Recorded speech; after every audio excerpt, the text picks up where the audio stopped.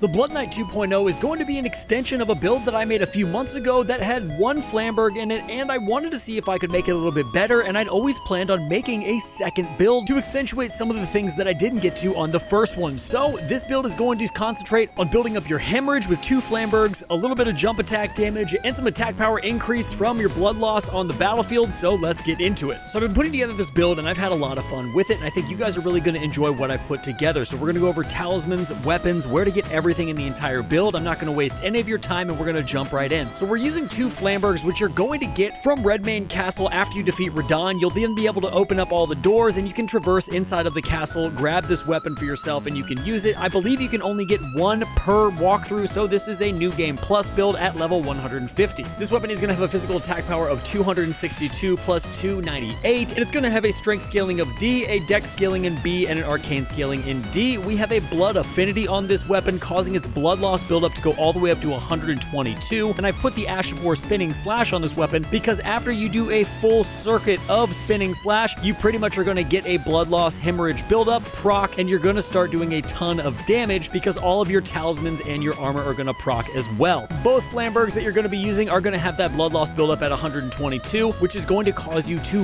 really build up your blood loss and hemorrhage quickly, absolutely melting through this game. The attributes required to get this weapon are 15 strength and 14 dexterity, so pretty much whenever you do find it, you will be able to wield it, and it has a really nice greatsword moveset, and I feel it is one of the better greatswords in the game. For our talismans, we're going to be using the Great Jar's Arsenal, which is going to vastly raise the maximum equip load. This is going to raise our equip load by 19%, allowing us to dual wield these 2 Flambergs with ease. In our second slot, we're using the Rotwing Sword Insignia, which is going to greatly increase our attack power with successive attacks. We are going to be attacking rather quickly with this build, thus getting that 13% attack power boost without a problem. For talisman slot number 3, we're going to be using the Claw Talisman. This is going to enhance your jump attacks by 10%, and although we are not wearing the Raptor's Black Feathers because I think they look absolutely horrendous, if you want, you can also use those in order to do even more jump attack damage. And for our talisman slot number 4, we are going to be using the Lord of Blood's Exaltation, which is going to increase our attack power when blood loss is in the vicinity by 20%, which is a massive attack power boost, which is also going to stack with our helmet, the White Mask, giving us an extra 10% damage boost on top of that, with a total of 30% increased attack power boost whenever blood loss is in the vicinity. Hey guys, per usual, real quick, I just want to take a quick second and thank you guys for watching this far into the video and for supporting my content. If you haven't subscribed and you're liking what you're seeing,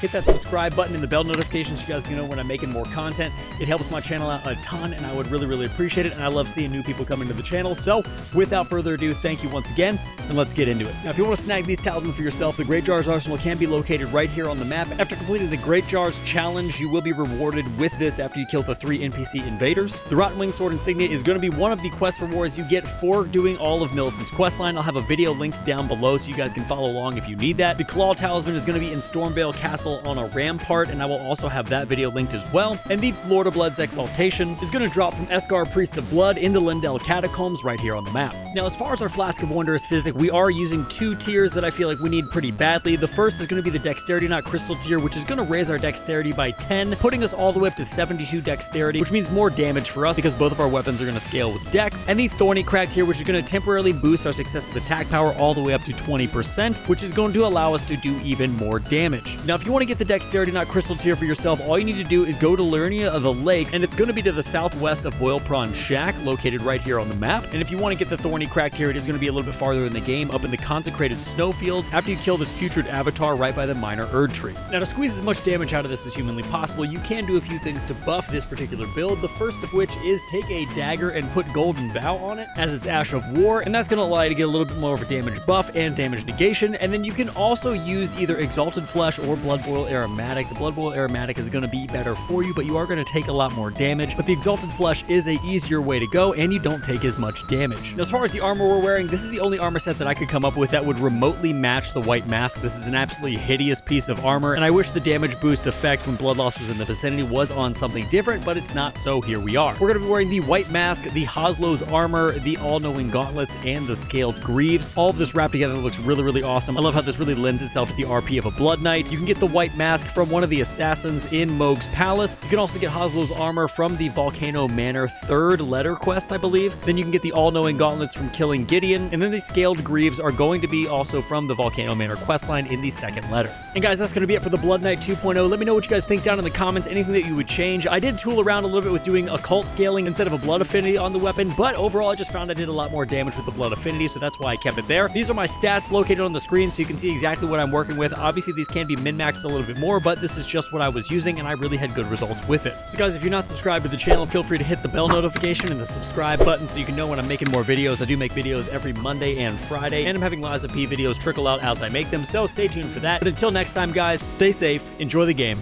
and I'll see you in the next one.